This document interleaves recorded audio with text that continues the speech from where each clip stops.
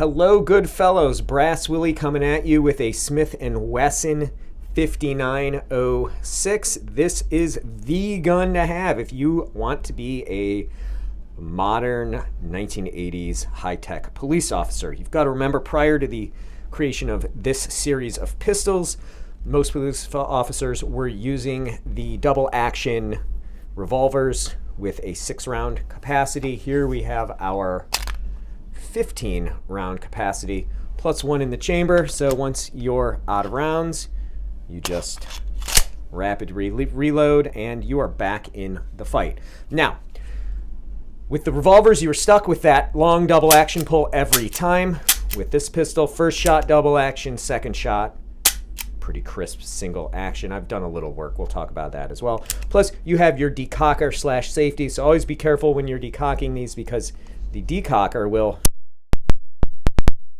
You're dead unless you put it back to fire. But of course, your first shot is still that double action shot for that little extra safety. Now, when you run out of your ammo, you can still use this thing as a club because it is heavy, man. This is all metal. And this was replaced by the plastic Fantastics because they were lighter, and there was a lot of hesitation to adopt those Glocks and whatnot when they came out because people were used to their steel. But this is kind of this transitional pistol between the revolvers and the more modern polymer pistols.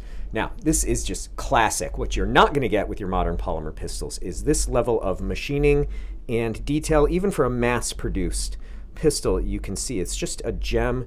You've got the checkered trigger guard, which at the time, this was a, I guess, acceptable or cool guy high-speed technique. We've since, of course, transitioned with the advent of most competitions. We know what actually works for speed and recoil control. Other than that, beautiful controls. We have 3-dot sights. So these were quite a step up from your trench revolver sights on your Model 10s, for example. We also have no rail, unfortunately, but I think this gives it that classic, beautiful line. And it's just a beautiful time capsule, so to speak. You know, you've got your beaver tail there. Now, this gun in particular, I will show you. I have removed the magazine disconnect. That makes the trigger a little nicer.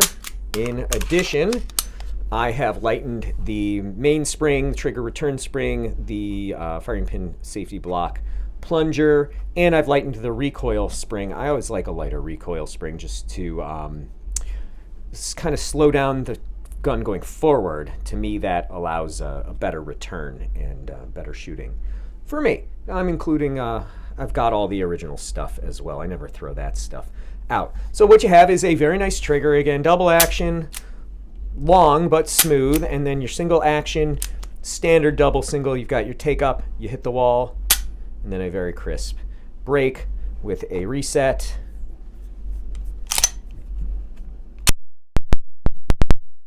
Pretty short. So it's a great trigger. I would say if you're going from a 1911 to this, or a revolver to this, you'll be very familiar with both because it's got the double action and the single action. Again, with the weight, minimal recoil, just a fun, cool gun from the 80s.